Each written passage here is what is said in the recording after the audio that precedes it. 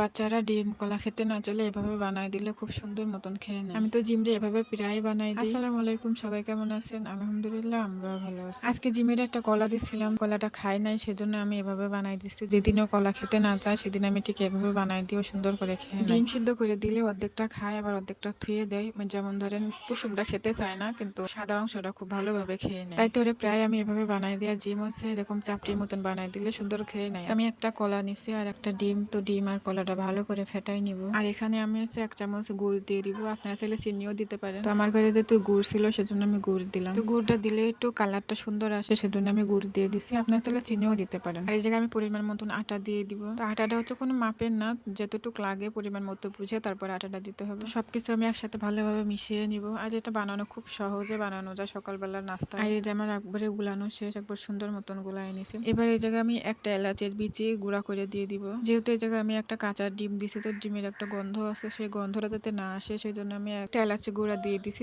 কোনো গন্ধ আসবে না এই ডিম থেকে। এরপরে এলাচ গুঁড়াটা দেওয়ার পরে সামান্য লবণও দিতে হবে এটাতে, তাহলে একটু স্বাদ পাওয়া যায় বেশি। তো সবকিছু দেওয়া শেষ, আমি এটা ভালোভাবে মিশিয়ে নিব। এবার তো মিশ্রণটা ঠিক এরকম হবে দেখতে। এবার আমি এগুলো ভেজে নিব। চুলায় একটা কড়াই দিয়ে তার মধ্যে আমি 1 চা চামচের মতন ঘি দিয়ে দেবো। অর্ধেক মিশ্রণটা দিয়ে আমি একটা চাপটির মতন বানাই নেব। এতটুকু গুলা দিয়ে আমার সুন্দরভাবে 2টা চাপটির মতন হয়ে যাবে। তো আমি সুন্দরভাবে এপিট ওপিট করে ভেজে নেব। আমার কাছে আমার জিম যেটা একবার ভালো লাগে খেতে বা খেতে চাই, সেই জিনিসটা আমার বারবার ওকে বানাই দিতে মন চায়। তো দেখতে কি সুন্দর লাগতেছে, খেতে কিন্তু খুবই দারুণ হয়েছিল। একবার বাসায় হলে এভাবে ট্রাই করে দেখবেন কেমন লাগে। 2টা সুন্দর মতন হয়েছিল। তো যেমন ভাজা হচ্ছে দেখতে কিন্তু কতটা ইয়ামি লাগতেছে। আর গুঁড়ো দেওয়াতে কালারটাও খুব সুন্দর আসছে, মনে হচ্ছে যেন পিঠা। স্বাদে কিন্তু কোনো অংশে কম ছিল না, যেহেতু এতে ডিম কলা দেওয়া হয়েছে। তো এবার আমি জিমরে খাওয়াই নিব। আর বাচ্চাদের খাওয়াতে গেলে কত বায়না যে করা লাগে, তো একবার বসে খায় তো একবার শুয়ে, তো এভাবে পা নাচায় নাচায় খাচ্ছিল। আর সামনে তো আছে মোবাইল একটা ফিট করা, যে জিনিসটা না দেখলে দিন যায় না। তো এভাবে আমি ওকে খাওয়াই নিচ্ছিলাম, আরো সুন্দর মতন খাচ্ছিল। আজকে ভিডিওটা এই পর্যন্ত, সবাই ভালো থাকবেন, আল্লাহ হাফেজ।